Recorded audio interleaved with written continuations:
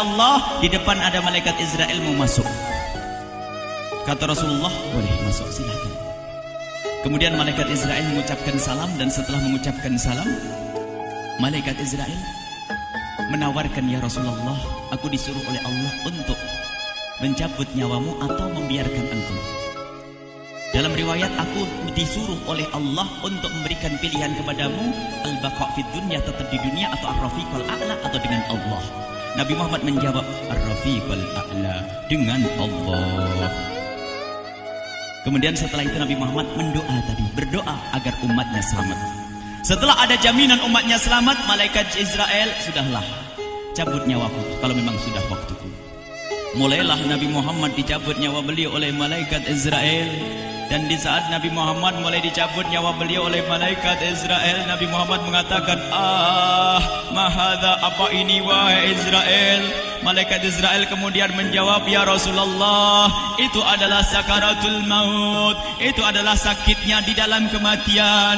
Kemudian Nabi Muhammad mengangkat tangannya sambil berucap, la ilaha illallah, inna lil mauti la sakarat, tidak ada Tuhan selain Allah, sungguh di dalam kematian ada sakitnya, sakit kematian, yaitu sakaratul maut. Kemudian Nabi Muhammad memohon, ya Allah, Allahumma khafif alayya sakaratul maut, ya Allah, ringankan sakaratul mautku ini, ya Allah. Dijawab oleh malaikat Israel, ya Rasulullah, itu sudah aku ringankan 70 kali. Nabi Muhammad menoleh, apa malaikat Israel? Sudah kau ringankan 70 kali keringanan? Iya ya Rasulullah, sungguh aku tidak pernah mencabut seorang hamba lebih lembut dari cara mencabut nyawamu. Ini sudah aku ringankan 70 kali. Setelah itu justru Nabi Muhammad menangis, Israel, 70 kali rasanya masih sakit. Iya ya Rasulullah, memang itu sakaratul maut. Lalu bagaimana engkau mencabut umatku, wahai Israel? Allah, yang diingat siapa? Umat. Kalau engkau mencabutku dengan ringan seperti ini masih sakit, bagaimana engkau mencabut umatku, ya Israel? Dijawab oleh malaikat Israel, umatmu manusia biasa, ya aku cabut, ya Rasulullah, begitu saja. Ya sudah, begitu. Nabi Muhammad menangis. Tiba-tiba Nabi Muhammad mengangkat tangan dan memohon kepada Allah, Allah, Allah, inna lil mauti la sakarat, la ilaha illallah, inna lil mauti la sakarat, sungguh di dalam kematian ada sakaratul maut. Allahumma khaffif ala ummati sakarat maut, ya Allah, ringankan dari umatku sakaratul maut, wa thaqqil alayya, dan bebankan kepadaku. Sampai tidak sadar doanya Nabi Muhammad seperti itu, thaqqil alayya, itu doa cinta. Seorang ibu yang pernah punya anak, tuh lihat kalau doa Rasulullah ini masih diragukan. Bagaimana Rasulullah bisa doa begitu? Itu bahasa cinta yang tidak bisa diterjemahkan dengan oleh akal. Seorang ibu kadang-kadang, ibu yang di belakang nih, ibu mau dikasih sakit oleh Allah? Mau, Bu? Ibu jauh sekali. Ibu mau dikasih sakit?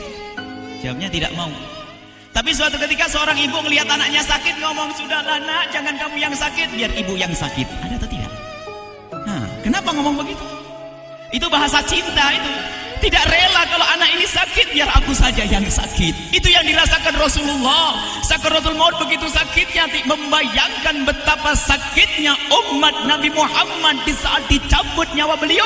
Maka Rasulullah mengatakan, ya Allah, ringankan sakaratul maut dari umatku, bebankan kepadaku saja, ya Allah. Wala sawfa yu'tika fatarda. Permintaan Nabi Muhammad tidak ditolak oleh Allah, dikabul dan dikabul, wahai Muhammad.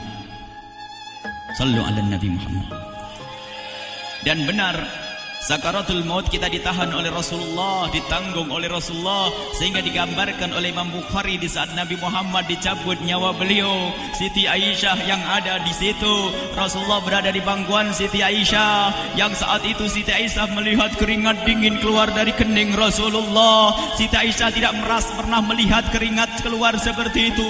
Bahkan di saat dipegang kepala Rasulullah, panasnya melebihi dari panasnya orang biasa. Setiap kali ada kain dicelupkan di air, ditempelkan di kening Rasulullah langsung mengering. Saat itu Nabi Muhammad mengucapkan kalimat la ilaha illallah innal lil mauti la sakarat. Kemudian Nabi Muhammad berpesan dengan banyak pesan, dan di antara pesan Rasulullah adalah akri minni ala ummati salam, akri minni salam ala ummati wa ala man ittaba'ani wa ala man tabi'ani min ila yaumil qiyamati. Aku titip salam kepada umatku dan orang yang mengikutiku sampai hari kiamat. Sadari salam Rasulullah. Sebelum meninggal masih ingat titip salam. Salam kepada siapa? Bukan salam kepada siapa-siapa, tapi salam kepada kita. Maka mari kita mengucapkan salam kepada Rasulullah, karena Rasulullah sudah salam duluan kepada kita. Mari kita sejenak bersalam kepada Rasulullah dan hadirkan Rasulullah ada di mata kita dan di hati kita. Mari kita bersama-sama mengucapkan salam. Assalamualaikum ya Rasulullah. Assalamualaikum ya Rasulullah. Assalamualaikum ya Habiballah. Assalamualaikum ya Nabi Allah. Rasulullah mengucapkan salam untuk kita. Dan di saat itu Rasulullah keringat dingin keluar, maka oleh Siti Aisyah diusap.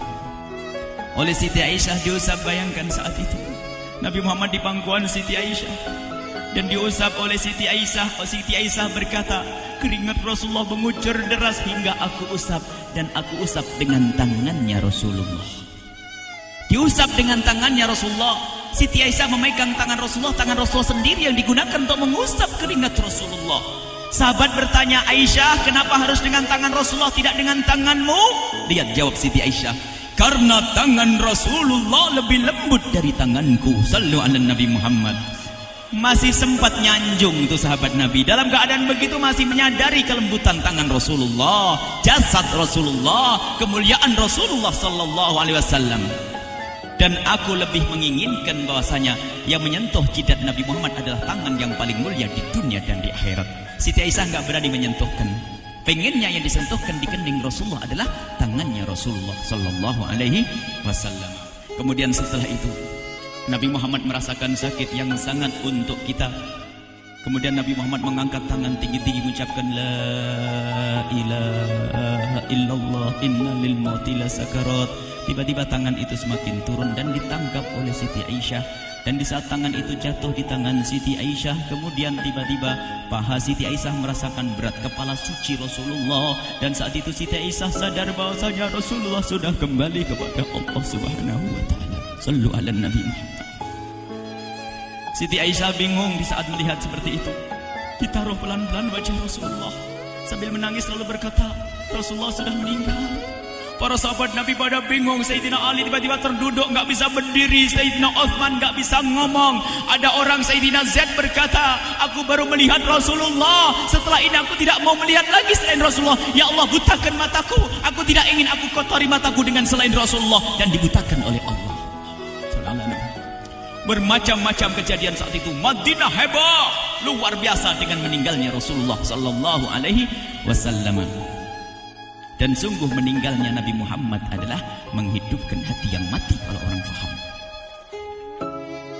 Tiba-tiba Sayyidina Abu Bakar datang. Setelah Sayyidina Umar mengatakan, siapa yang mengatakan Muhammad meninggal akan aku penggal lehernya. Jangan seperti orang-orang Nabi Muhammad sekarang lagi pergi seperti waktu Musa pergi kepada Tuhannya, kepada Allah, nanti akan kembali kepada kita. Muhammad belum meninggal. Ini adalah karena kecintaan Sayyidina Umar bin Khattab, tidak ingin Nabi Muhammad pergi. Tiba-tiba datang Sayyidina Abu Bakar As-Siddiq lalu masuk ke kamarnya Rasulullah, lalu masuk kepada Rasulullah, kemudian mengecup kening Rasulullah. Dan Sayyidina Abu Bakar berkata, ya Rasulullah, tibta hayyan wa mayyita. Ya Rasulullah, engkau tetap harum dalam keadaan hidup dan harum setelah meninggal dunia. Sallu ala Nabi Muhammad. Hingga sampai setelah hari besoknya meninggal Rasulullah, Senin sore, Selasa malam, Rabu dikubur Rasulullah sallallahu alaihi wasallam. Setelah dikubur, Sayyidat Fatimah bertanya kepada Sayyidina Abdullah ibn Abbas, Sayyidina Anas, wahai Anas, hai Anas, sambil menangis Sayyidat Fatimah Zahra, hai Anas, bagaimana engkau tega? Atabat anfusukum an tahtu ra'sa Rasulillah.